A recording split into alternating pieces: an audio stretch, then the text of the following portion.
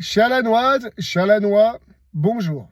Et cher Picarde et cher Picard, bonjour aussi.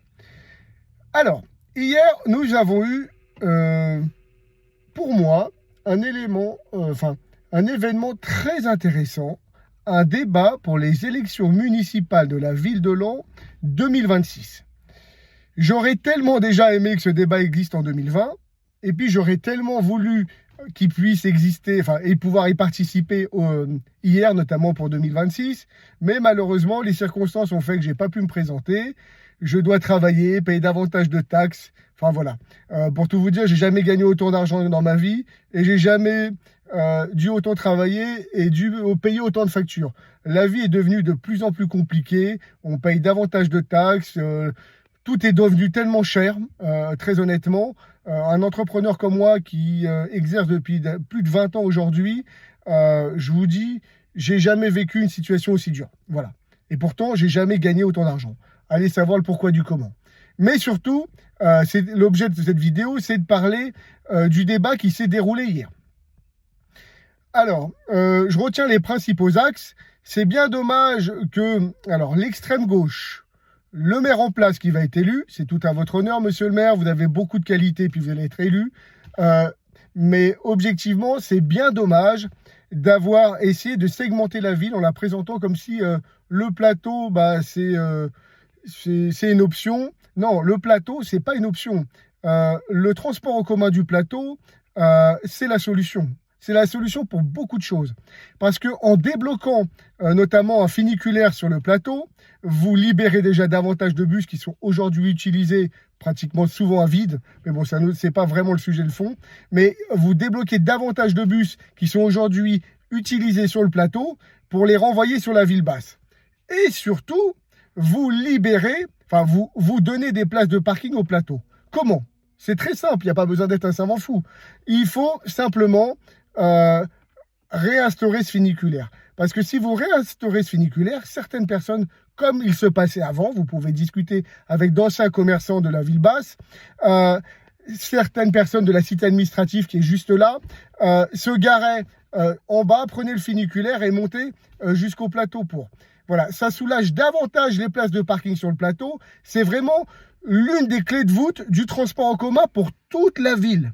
Voilà, on pourrait davantage développer le transport en bus sur la ville basse en donnant un transport écologique, pratique, dans tous les sens du terme. Mais malheureusement, pour des montants qui sont peut-être justifiés aujourd'hui, le maire expliquait qu'on a 10 à 15 millions pour remettre en conformité le POMA. Alors ces chiffres, ils doivent être certainement à peu près justes aujourd'hui, mais ce n'était pas le cas à l'époque. À l'époque, c'était M. Bévière qui était président de l'association du POMA, qui lui avait fait estimer par la société POMA elle-même le montant de ses travaux à peu près 5 millions d'euros, ce qui est exactement le budget du marché couvert aujourd'hui. Voilà, donc, comme j'ai déjà expliqué, la ville est rattrapée par le temps. Le temps, c'est de la vétusté, c'est de l'inflation, vous pouvez tous le constater aujourd'hui. Les 5 millions qu'on n'a pas mis il y a 10 ans, c'est les 15 millions qu'on devrait mettre aujourd'hui. Et ça, j'ai essayé de faire de mon mieux. Je ne suis pas politicien, je ne suis pas connu, mais je suis quelqu'un de très rationnel. Alors juste une petite parenthèse, franchement, au niveau rationnel, j'ai trouvé ce débat très intéressant. Monsieur Servi, qui a expliqué qu'il était complètement détaché de l'extrême droite parce qu'il ne rejoignait pas leurs idées. Bon, en tout cas, moi, je suis contre l'extrême droite et contre l'extrême gauche. J'ai aucun complexe avec ça. Mais franchement, c'était l'élément le plus pertinent du débat. Parce que je pense que c'est un homme de terrain. C'est quelqu'un qui a construit, qui a déjà réalisé. Mais malheureusement, il ne sera pas élu parce que ce ne sont pas les gens compétents qui sont élus. Je l'ai découvert à mes dépens d'ailleurs. Ce sont les personnes qui sont surtout déjà en place. Ils ont toutes les manettes politiques pour être réélus. Et surtout, ils ont toutes les connaissances. Et ça, c'est de la politique. Malheureusement, ce ne sont pas les gens talentueux. Aujourd'hui, je le dis avec beaucoup d'amertume parce que j'ai tellement cru pendant longtemps qu'il fallait avoir des compétences pour acquérir le poste de maire. Et finalement, il fallait juste avoir les connaissances. Voilà, bon, tant pis.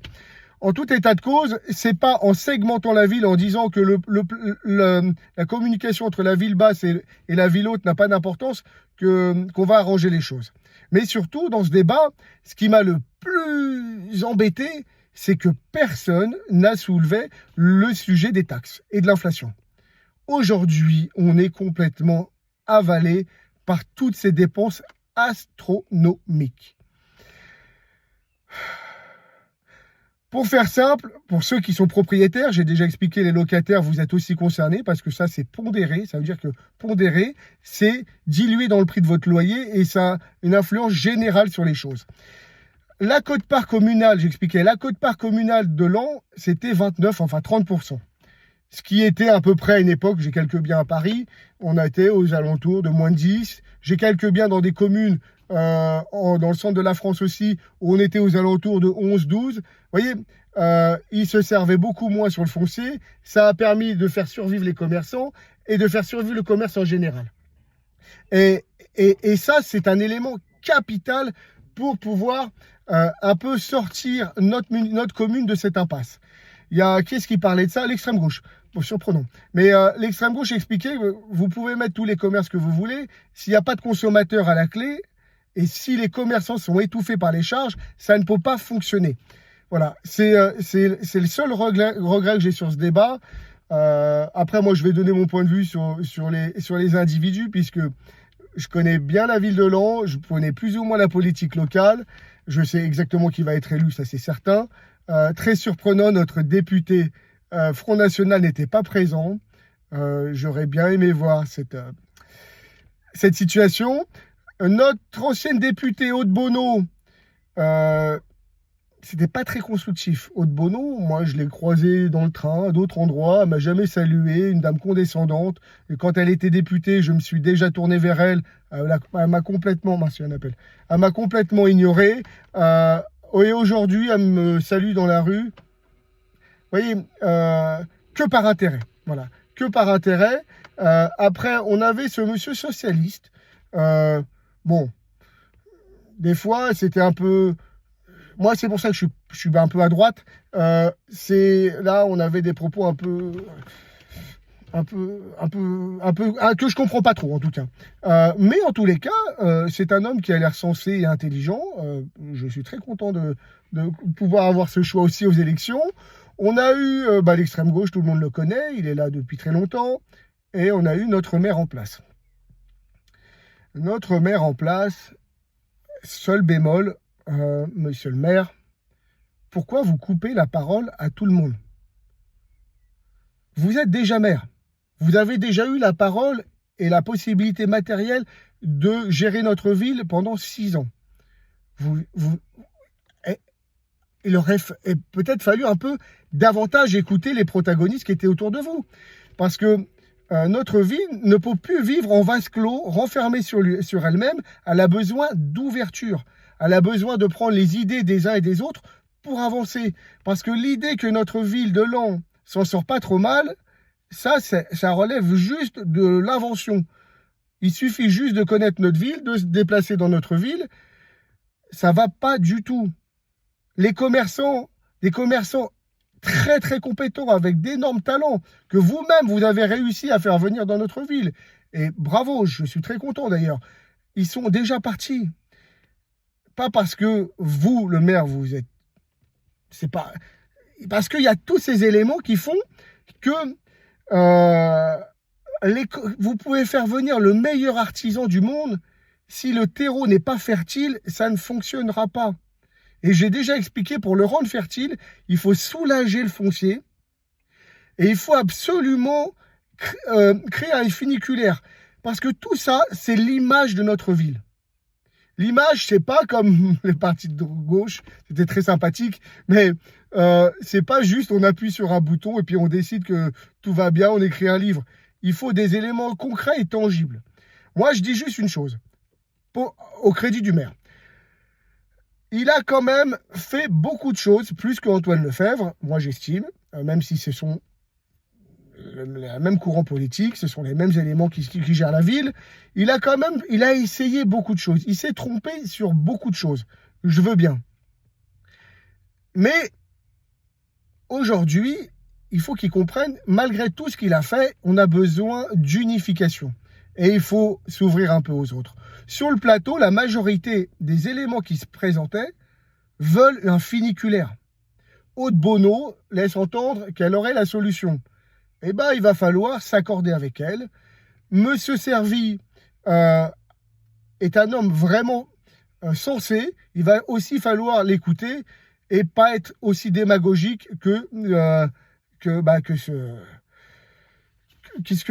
moins ce qui s'est passé hier. Voilà. Merci, je vous souhaite à tous de meilleures élections possibles. J'espère que la ville vous intéresse. Je sais que la politique n'intéresse pas beaucoup de monde, hein. Le maire en place a été élu la dernière fois avec 3000 électeurs sur une ville de presque 25 000 habitants. C'est largement la majorité. 3000 électeurs seulement, mais ça a fait de lui, de loin, le meilleur candidat. Parce que, par exemple, le parti de gauche avait fait 1500 voix, c'était le deuxième parti. L'extrême droite, Nicolas Dragon, avait fait à peine 300 voix. Et moi, 77 voix. Allez, à bientôt. Je vous souhaite le meilleur. Et j'espère que le maire prendra en considération ce qui s'est passé hier. C'est un sens d'ouverture. Je ne pense pas que le maire soit quelqu'un de fermé.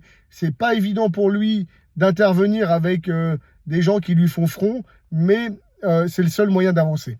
À bientôt et merci.